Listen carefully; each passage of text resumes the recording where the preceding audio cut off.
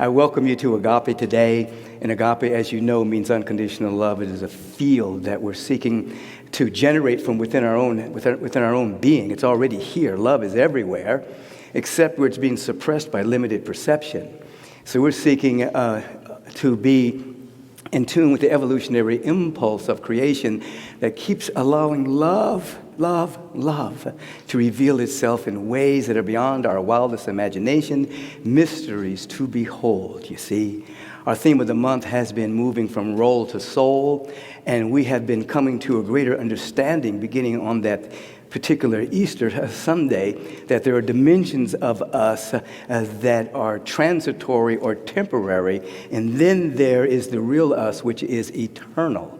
And so those dimensions of us that are transitory and are temporary, a lot of that is our personality or even our sub-personalities that primarily arise through the experience with the phenomenal realm, experience with our family, experience with social norms, experience with things that have happened to us in the three-dimensional realm. We develop personality and sub-personalities as a coping mechanism, as a belonging mechanism in order to fit in. We unconsciously develop defense mechanisms and things of that particular nature, and just ways of being in the world, just how to express ourselves on a personality or sub-personality level. And then this, of course, leads to different roles that we play in the world. You know, there's roles, there's mother, there's father, there's employer, there's employee, there's whatever position we have in life, whatever our so-called job title is or whatever our assignment is in any given moment, sometimes puts us in a particular role. And those particular personalities and those particular roles, they use the law of creation according to that perception of that role or that law. So many people fall prey to being in a particular role and can't see outside of that role whatsoever, and they become locked in the role, and then the law around that role kind of informs their steps, and they kind of unconsciously live out a particular role in life. Now, something happens at the next level, which is either a crisis, existential crisis, or someone gets sick and tired of being sick and tired on some level and begins to lean into prayer, lean into meditation, lean into study. So whether it's crisis-oriented or whether it's insight-oriented, there is a dissolving of our identification with the transitory roles. Sometimes there's a great period of confusion. People don't know who they are. They lose touch because the roles don't fit anymore. The personality constructs are shifting. And this is metaphorically what is meant by the crucifixion. Those particular roles are crucified. There's a dying off that takes place. And this is why people will sometimes be forewarned that if you enter into the spiritual practice, you start really sincerely doing some inner work, that your life may change on many levels unexpected. You know, you're not going to go through spiritual practice and not change, and your life structures aren't going to change, and relationships aren't going to change, and things that you hold dear may get ruffled to a degree. And this is because you on an inner level are shifting from role and personality to soul. You're getting closer to your soul essence. You're remembering who you are. And then, of course, there is the resurrection. There is the renewal. There is the rebirth. There is the phoenix rising from the ashes of who you used to be. That rises up, you see. But you're more and more identified with the original face. You're more identified with the eternal than you are than you are with the personality or roles. And it doesn't mean you don't have roles anymore. I'm not saying that. It doesn't mean you don't have personality constructs. I'm not saying that. It's just that your identification with it is held more lightly, and you find yourself being more of a presence. You find yourself being more of your spiritual nature. You're not operating just from a role. You're operating from this essence that leads and guides you through wisdom and guidance and discernment and love and generosity and kindness and caring and patience and things of that particular nature. People meet the presence through you, even if you're in a particular role. And then with the resurrection of who and what you really are, there comes liberation. There comes freedom. Remember, this is never a religious quest. It is a quest for freedom and liberation. And when you come to that particular level, you're at choice point. And there's a fork in the road. As Yogi Berra once say, if you come to a fork in the road, take it. I don't know, this stuff just flows through my mind. I thought I'd share it with you. But there's a fork in the road, and the fork in the road at the level of freedom is between pleasure and bliss. You know, people get really free and they go into hedonism, or they get really free and they go into the bliss state, which is having the joy and the peace and the harmony without anything whatsoever. We're not putting down pleasure, we're just putting it in its place. And so that's a whole other sermon. Let me stop. Let me get back to where I was trying to go. But anyway, these are the movement that we're growing from roll to soul. And the reason why there is some discord at times, because people go into spiritual practice and they think everything about themselves is going to stay intact, but they're going to change the world. No. When you go in and start doing your work, it's you that changes. It's you that changes. It is your perception of yourself that changes. And then the world or the universal law responds to you differently, and the world begins to change because you're seeing it differently. And so that's our encapsulation, a summarization of our particular theme.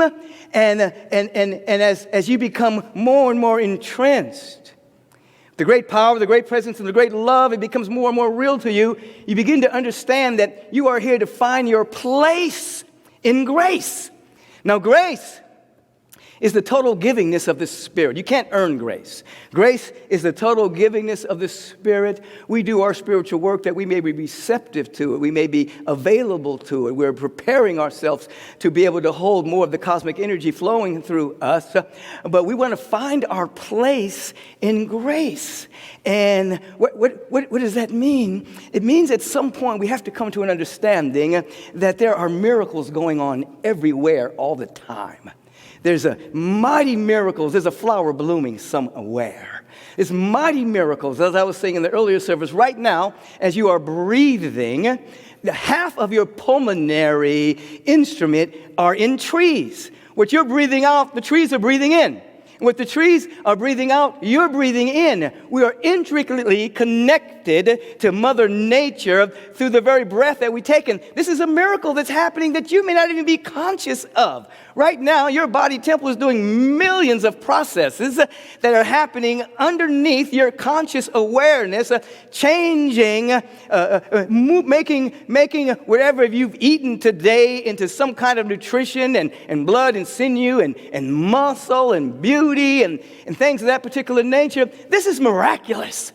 Every place on this earth right now, there is some kind of miracle happening. Existence itself is untouched by time and experience, and we can't see it.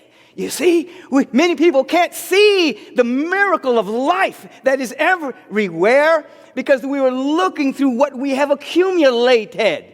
Your body temple is an accumulation of what you have eaten and what you have what you have hydrated with throughout your years. You have accumulated so much, and your body temple reveals the accumulation of that. Your mental body is an accumulation of all the impressions that have hit your mind, that have caused perceptions and beliefs and opinions and points of view. You've accumulated all of this, and individuals then begin to see, they can't see the miracle anymore, the miracle of life, the miracle of existence, because they're seeing through what they have accumulated.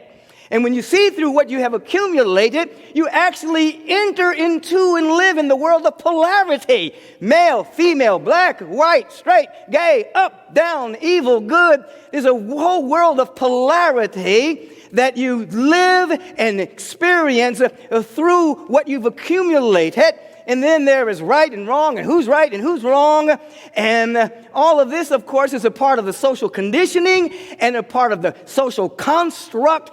And however, none of that is existence. The social construct and the beliefs about what's good and what's bad and experience, none of that is existence itself. Existence itself is life. It is grace. It is beauty. And most people that are so unaware of existence, and they're living their life through accumulation of what they have garnered and been impressed by throughout the human incarnation, and existence itself is untouched. And we want to, and this is why the greatest work you do is to do on yourself, so that you're transforming your life so that you can see the miracle. You can see existence. You are a part of existence itself. And when we talk about existence, we're talking about the fire of life and love and the beauty. Therefore, many people are living their entire experience every single day in the realm of polarity. Oh, I know they're tired at the end of the day. They're tired of themselves. They're tired of their own opinions. They're tired of being right all the time. They're tired of making somebody wrong all the time. They're tired of their judgy mindsets, judging everything. That's the world of polarity, and it does not represent existence. Life, existence itself, is beautiful and untouched by time and individuals' opinion and social constructs. When you open up yourself to existence, as it states scripturally, the Christ becomes the government upon your shoulders. You have no other government to run you. It's the Christ that runs you. It's God that runs you. It's your soul that runs you. Many people are living life listening to external authority figures and not even listening to their own soul. Not even listen to the presence of God. Oh, how demeaning is that to existence itself? Caught up in the realm of polarity, judgment, and fear. That's where people live. There's some people that are afraid. Afraid of what? You're never going to die? Afraid of what? There's no infinite loss of anything. Fear, you see. And so we want to find our place in grace. This is why you enter into spiritual practice. As I was saying in the earlier service, many people, and it's not a bad thing how people come into spiritual practice. Every step that one takes towards spiritual practice is a good step, whether it's coming in through crisis, whether it's coming in through being pulled by a vision, or whether it's coming in because you want the byproducts of spiritual practice. And many people, as Jesus said, you're coming to me for the loaves and fishes, but you're not coming to me for my teaching, you see. So many people come into spiritual practice because they want the loaves and fishes. They want the byproduct of spiritual practice. I want to be more prosperous. I want to be more healthy. I want to be more happy. I want my relationships to be good. And there's nothing wrong with that. But there's still, as I call it, the byproduct son and daughter. And at some point, when there is a deep and abiding sincerity, and it happens as you continue to practice, there comes a moment where really what you want more than anything is your connection with the presence of God. You want that more than you want to be right about something. You want that more than anything in the world, as it's stated in my book, Spiritual Liberation. You want that more than a man whose hair is on fire is looking for a lake. You see, there's something happens, you see, at that level, and life opens up for you. Grace. You find your place in grace. Existence. This does not mean you do not participate in society, but it means you're participating in society with a secret. You already know how everything's going to end. You already know the good news. You already know that love always wins. You already know that peace always wins. You already know that joy, as the very fabric of existence, will have the first and the final word. You walk with that awareness. That infuses your actions. It infuses your conversations. It infuses the songs you write. It infuses your poetry. It infuses everything. So you are literally in the world, but you're of an infusion of existence itself, you see. And then you'll come to an understanding, as the shamans understand when they teach that the earth, of course, is vibrating at a much higher frequency now than ever before. You'll understand what the scientists are talking about when they say the same things over the last 30 years of measuring the frequency of the earth, and that it's vibrating higher than it's ever vibrated before. You'll begin to understand when people talk about, are we moving into the fifth dimension, things of that particular nature. Remember years ago, the Fifth Dimension, that musical group, they were way ahead of the game, you know what I mean? But you'll understand it from a level that the earth has already moved into the fifth dimension. The vibration is already there, which is why there's so much calamity. Because when the frequency is that high, there's a purging on a soul level for humanity, which means anything that is not congruent with peace and harmony and love and generosity and forgiveness and well-being begins to purge up, and people act out. Many people become greater separatists. They act out in hate because it's bubbling up, and they're so identified with it because they haven't done any true spiritual work, and they become identified with their grievance, identified with their hate, identified with their sense of separation. But it's all temporary because the vibration of the planet and the vibration of the cosmos is high, and we are seeking to match that frequency with our own spiritual practice every single day. As I said, your role is to transform you, not your cousin. Your role is to transform you, not your husband, not your wife. Your role is to transform you, not the people around you. You're not here to take notes on how you're going to transform somebody else's life. You are to transform you, you see? And as that happens, the grace notes, oh my God, what used to bother you doesn't bother you as much anymore. Something happens, you see. Now, the good news and the bad news is the same news. It's this, that there's so many people that are unconscious on the planet. Fortunately, the good news is it only takes a small amount of awakened people to affect the whole lot. That the vibration, the higher vibration, the population is always drawn to the highest vibration ultimately.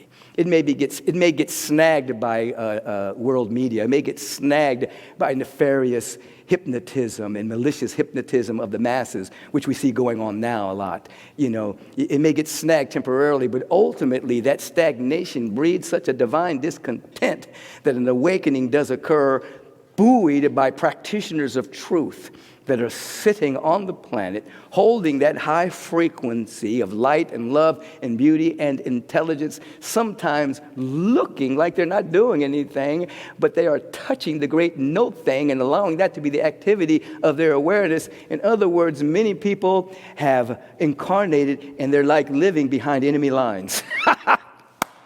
I'm crazy. Listen. They're living in the midst of unconsciousness, holding a candle of light and luminosity with a smile on their face, and everybody thinks they're crazy because they're smiling.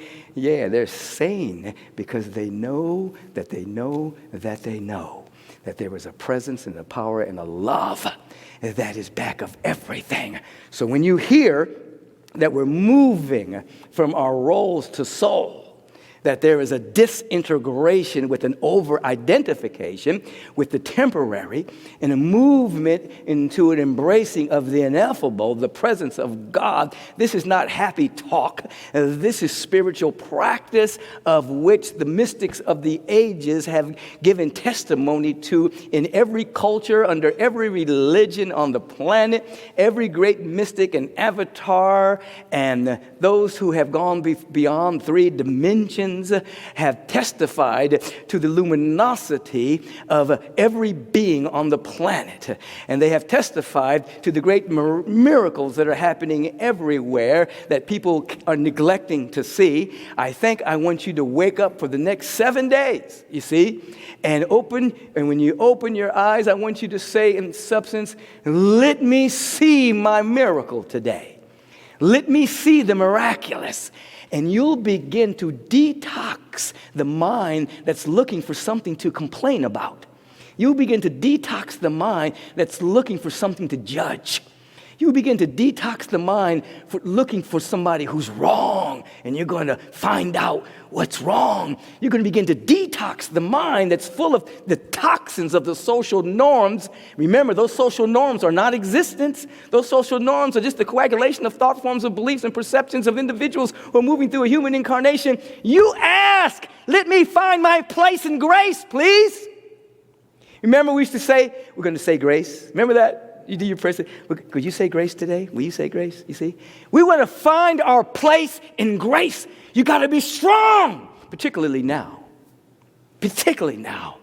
Because so many people have dived into the sea of polarity, are swimming in the mud, in the slush of judgment, of who's right and who's wrong. They're swimming in the mud of separation, and like pigs in mud. Not you. Not here, not now. You are waking up. Say it out loud where you are now. Say, I'm waking up. I am waking up. I am waking up. Let me see the miraculous. Let me see the miraculous. Let me find my place in grace. And to reiterate something I said last week, where I had this vision, and it just kind of captured me in meditation, and I could see the clouds and the fog that was blocking the bright sunshine that was shining. The sun wasn't hampered by the clouds, was not hampered by the fog. It was just the fogs were in a particular space.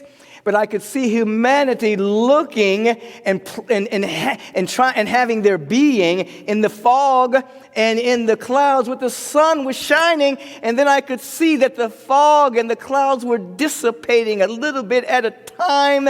And there was a bright reckoning of light and luminosity and beauty. I dare say that we're in that time right now where there's a lot of fog and a lot of clouds, but it's dissipating. Remember how as a child or even as an adult, you would lay on your back and look at the clouds and punch a hole in it with your mind? You just look at it and say, I want a hole to be right there, and you would stare. Well, I don't know if you did that. I did this. You just stare at it, and then, you would say, I want the hole to be right there, and you just look, and then the hole would form. Well, this is what we're doing in prayer, you see. We're starting to see through the clouds and the fogs. Remember fog? You remember fog, forgetting omnipresent God? Fog is forgetting omnipresent good, forgetting omnipresent greatness. You see, that's what the fog is, you see. And we're in this great period of purging. Every single day. So let me see the miraculous, and please, let me see the world without my opinion. Let me see the world without my opinion. So we're talking about real thinking. Real thinking. Agreeing and disagreeing, and that's voting. I'm talking about real thinking. Are you ready to think? Society doesn't want you to think. Lockstep. Are you ready to think? Are you ready to put the Christ as the government upon your shoulders? You ready to wake up? Are you ready to wake up for real? You see, and go through the messiness of transformation to birth and rebirth your original self. Birth is not messy. But the result, woo! You'll be able to say life is good in the midst of everything and mean it. I love it. Life is good. Let me see and be the miracle. Let me know myself as existence, not a social norm, not a mere belief system, not a mere opinion. Let me see my life as existence. And then as individuals, as a community, we make a difference vibrationally in the world that is stagnant with all manner of limited thoughts that have produced limited conditions. I'm just simply saying, take your power back. Wake up. Greater things than these shall you do. The ground upon which you're standing is holy. The kingdom of God is within. The kingdom of heaven is at hand. Go into your inner closet. Pray to God. You'll be rewarded openly. This is a whole scriptural lesson here. Closer than your breathing, nearer than your hands and feet. That's what we're saying. It's called the good news. The real good news, you see. The real good news. I'm going to close. But you, me, we want to dedicate parts of our day to the good news more than someone's opinion on the internet or on television. You have a soul faculty where you can tune in to wisdom all the time. Transforming knowledge, creative intelligence. You don't have to go outside of yourself to get it. You got to be disciplined enough to go inside to get it. Your intuition will open up and you'll see, ooh, that's not true. Ooh, that's true. You'll see it. Social constructs are definitely here, but it's not existence. Existence. God. Miraculous. Find your place in grace. Find it. Transform yourself. Come, Holy Spirit. Let it be the activity of my awareness. Let me shine for God. Shoo.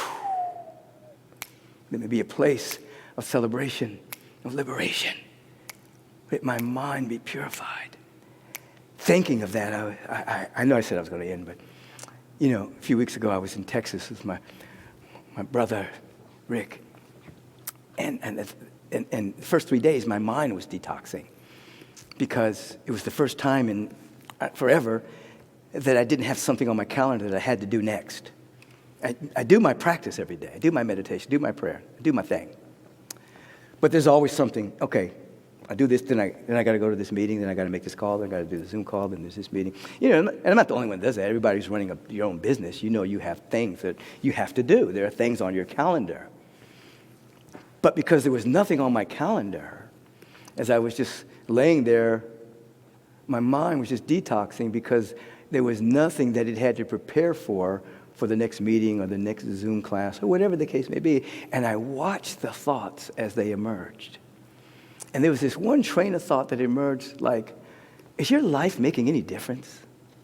Are you making a dent in the world as an individual or as Agape? What you're doing have any meaning?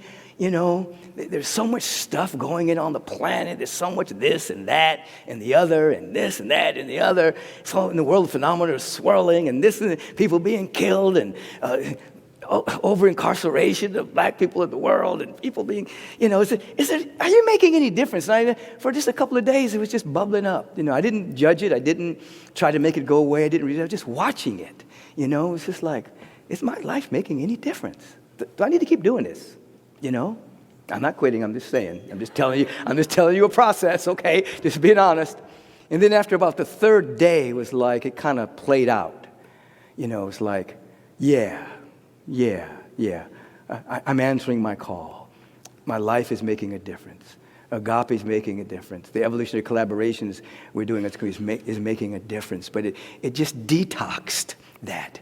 And it gave me a lot of compassion for individuals who have a lot of toxification in them and don't know what to do with it.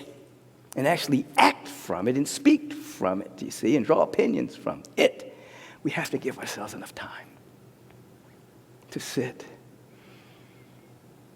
with intention to wake up. Let the detoxification occur.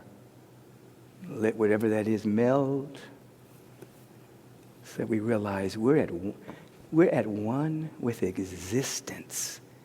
Oh, life. We're at one with life. Beauty, God.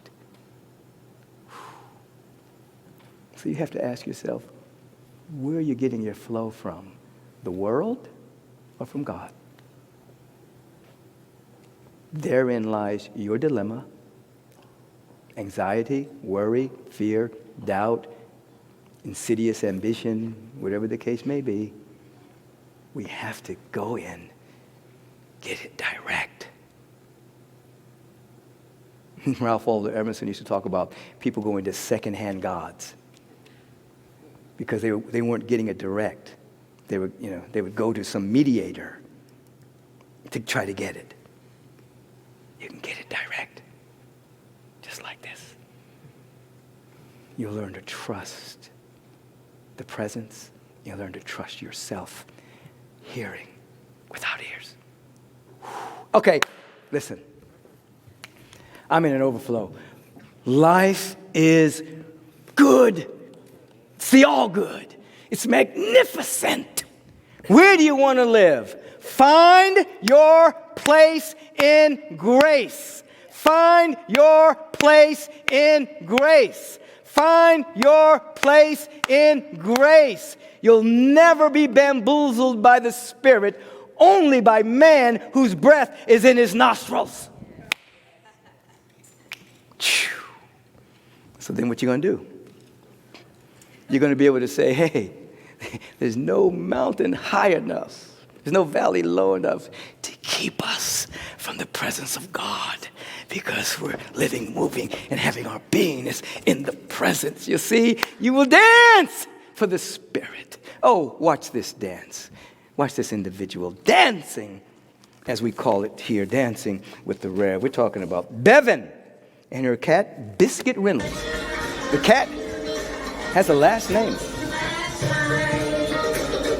We're going to be the light.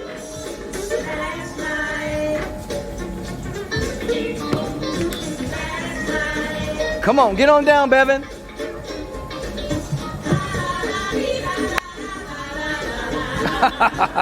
Oh, I love life.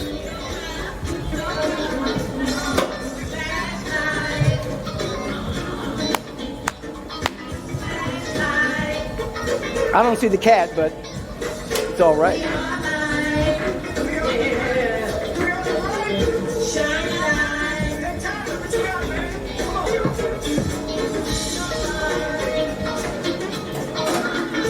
Uh-oh, there's the cat. That cat is named Biscuit. Bevan and Biscuit, B&B. Okay, now it's on you. Boo. Music is going to start, and we're going to just kind of shake our body. We're going to embody our prayers. We're going to embody our joy. That's our... Listen! Ain't no mountain high, ain't no valley low, ain't no river wide enough, baby. You need to call me, no matter where you are, no matter how far. Don't worry, baby. Just call my name, I'll be there in a hurry. You don't have to worry, 'cause Spirit, there ain't no mountain high enough, ain't no valley low enough, ain't no river wide enough to keep me from getting to you, sky. I remember the day I set you free. I told you you can always count on me, darling. From that day on, I made it a vow. I'll be there when you want me somewhere, somehow. 'Cause baby, there ain't no mountain high enough, ain't no valley low enough, ain't no river wide enough to keep me from getting to you, baby. Oh no, no wind, no rain, or winter's cold can't stop me, Spirit, no. 'Cause you are my only trouble. I'll be there on the double. Just send for me, oh Spirit, yeah.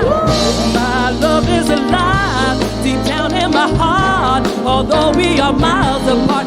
If you ever need a helping hand, I'll be there on the double just as fast as I can. Don't you know that there ain't no mountain high enough, ain't no valley low enough, ain't no river wide enough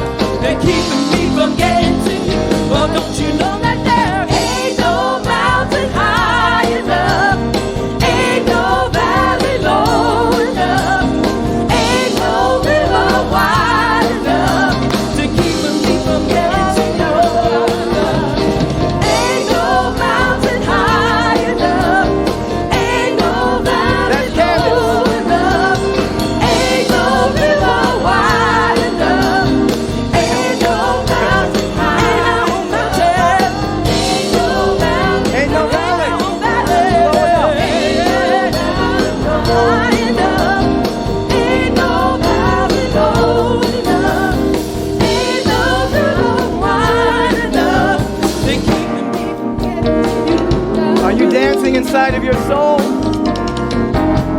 Are you allowing your soul to let you dance? Are you finding your place in grace? Are you finding your place in and as existence?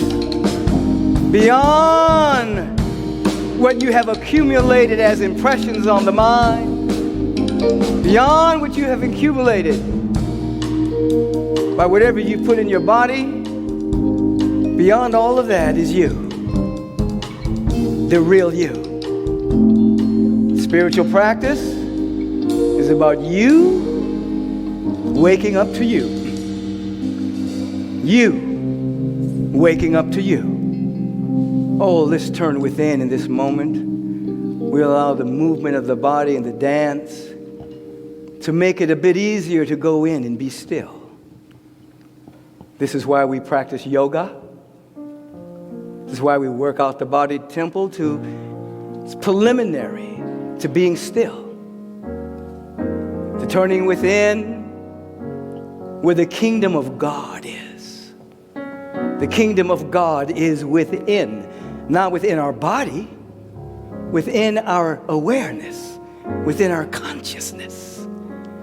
Oh, we pull our attention from the external world for a moment, and we turn within and we begin to feel a deep sense of gratitude. Oh, let's be grateful for all the trees. That's a part of our pulmonary system. We're breathing in oxygen, what they're breathing out. And they're breathing in what we're breathing out. Now, if we really knew this, we would treat Mother Nature so sweet, because that tree is us. That tree is our lungs. It's miraculous. You don't even know the miracles that are happening right now. You have no idea. Find your place in grace so that you can what? Look again. Look again. Not through what you've accumulated, not through the opinion. Look again. Someone on the chat commented on the orchids on the stage. I think it was Belinda. See, those orchids are beautiful. And we're aware that there's at least 3 ways you can look at the flowers.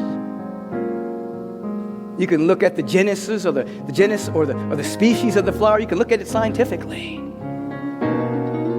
You can look at how it can be used to reveal beauty.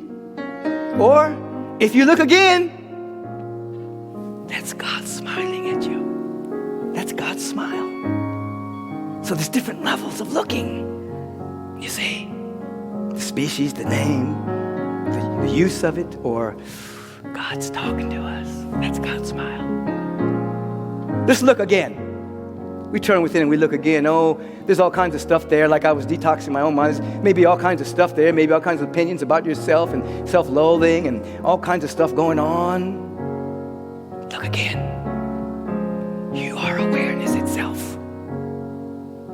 And in this conscious moment of conscious awareness, I elevate myself and invite everyone to come with me into the realm of gratitude and thanksgiving and dynamic appreciation. And I recognize the presence. I recognize God smiling through those flowers. I recognize God breathing me through the trees. I recognize so much going on that I'm in the grace moment of receptivity of all that is trying to happen. And I feel so connected with the presence of God that the very word that I am speaking is its law, and I speak it for each and every one of us with the full awareness that there's only one of us here, individually expressing the one God, the one power, and the one presence. I see it in my mind and heart that right where we are, God is, and the fullness of God is expressing right now is divine health and harmony and wholeness and well-being and wellness itself. The vitalizing goodness of God is abundance itself. So I don't have to pray for prosperity here. I'm praying that we may wake up to it.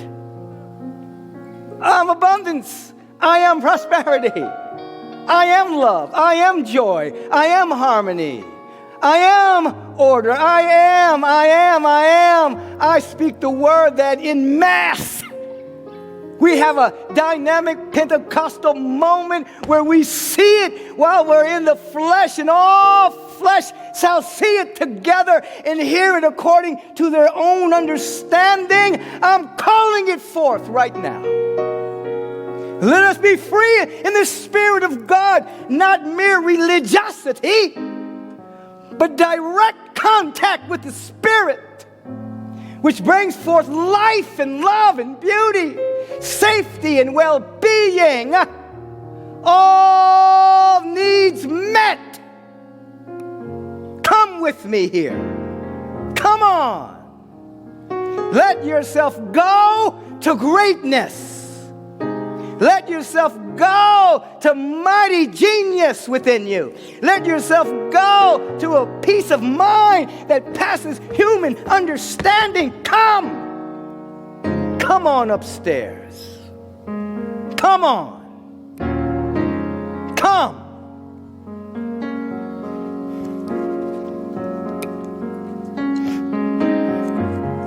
Radiant faith is my friend today, and I see my life in a different way.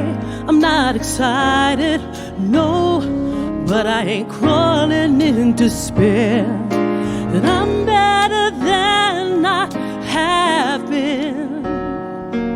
In the center of my sober mind, I am sure, I am calm, all is well. For I know that every valley shall be exalted, and every mountain laid low. I'm living in the desert, and the roses blooming on the highway. For my God, blooming on the highway. For my God. Ooh. You hear that? Every mountain, every valley shall be exalted, every mountain shall be laid low. I remember writing those lyrics. We shall create in the desert emptiness, vision, a highway for the Lord, the great law of life. Oh, I'm feeling so good here.